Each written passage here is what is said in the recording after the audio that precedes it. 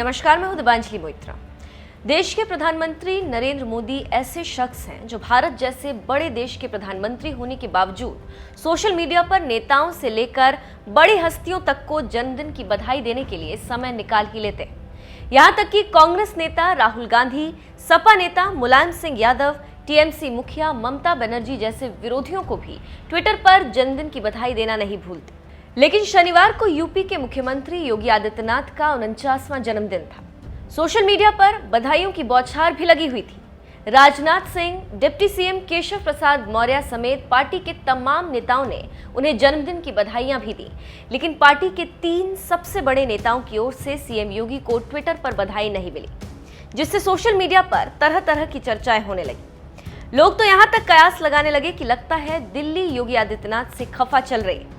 कांग्रेस नेता अशोक बैसोया ने ट्वीट कर लिखा, मोदी जी, अमित शाह, नड्डा जी, किसी ने आज योगी जी को जन्मदिन की बधाई नहीं दी। दाल में कुछ काला है क्या? सपा नेता सरोज यादव ने तो लिखा, योगी के जन्मदिन पर बीजेपी के टॉप 3 मोदी, शाह, नड्डा ने योगी को बधाई नहीं दी। दिन भर में मोदी ने 6, शाह ने 3, नड्डा ने 12 ट्वीट किए। तीनों ने पर्यावरण दिवस मनाया। तीनों ने गोलवलकर के जन्मदिवस पर श्रद्धांजलि दी, मगर योगी को विश नहीं किया। कुछ तो चल रहा है अंदर ही अंदर। आम आदमी पार्टी के नेता दिनेश यादव ने तो यहां तक लिखा, बीजेपी में 2 फाड़। मोदी शाह की जोड़ी से बीजेपी के अधिकांश पुराने नेता नाराज हैं, क्योंकि बीजेपी एक राजनीतिक दल न होकर मोदी शाह प्राइवेट लिमिटेड हो गई। आज नितिन गडकरी और राजनाथ सिंह द्वारा योगी जी को जन्मदिन की बधाई दी गई, लेकिन मोदी और शाह ने नहीं दी। कुछ समझे?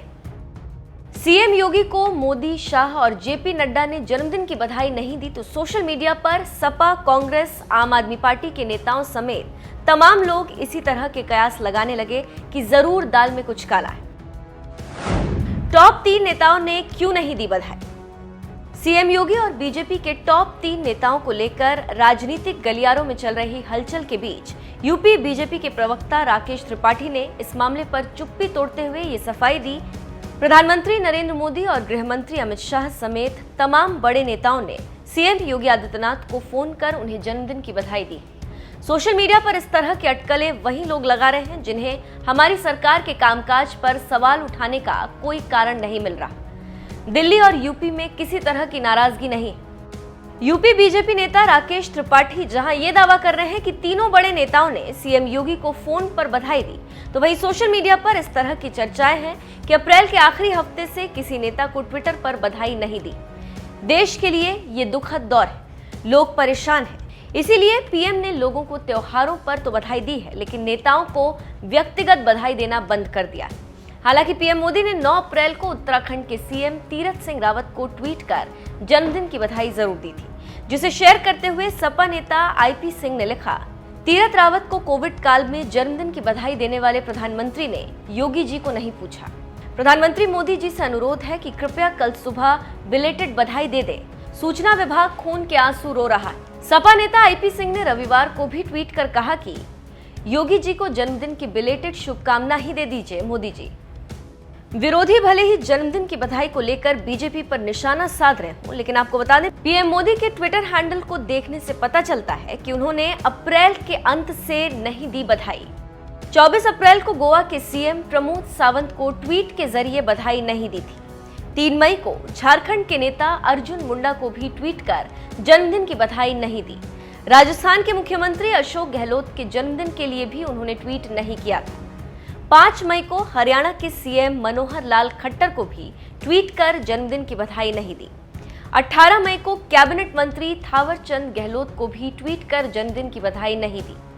24 मई को केरल के सीएम पिनाराई विजयन को भी ट्वीट कर जन्मदिन की बधाई नहीं दी। 27 मई को राजमार्ग और परिवहन मंत्री नितिन गडकरी को भी बधाई नहीं दी थी। बताया जा रहा है कि इन नेताओं को पीएम मोदी ने व्यक्तिगत तौर पर फोन कर जन्मदिन की बधाई दी। इसी तरह से सीएम योगी को भी पीएम ने फोन पर जन्मदिन की बधाई दी, लेकिन ट्विटर पर बधाई न देने की वजह से दिल्ली और यूपी के बीच खटपट की अटकलें लगाई जाने लगी। ये अटकलें इस वजह से भी लग रही थीं क्योंकि यूपी में 2022 का विधानसभा चुनाव करीब आ रहा है। पिछले 2 हफ्ते से बीजेपी और आरएसएस के नेताओं की बैठक राज्य में चल रही। बैठक के दौरान भी अटकलें लगाई जा रही थी कि यूपी में बड़ा सांगठनिक परिवर्तन होने वाला, लेकिन सूत्रों का कहना है कि केंद्र और राज्य के बीच सब कुछ ठीक है, यानी डबल इंजन की सरकार फिलहाल ठीक तरह से चल रही।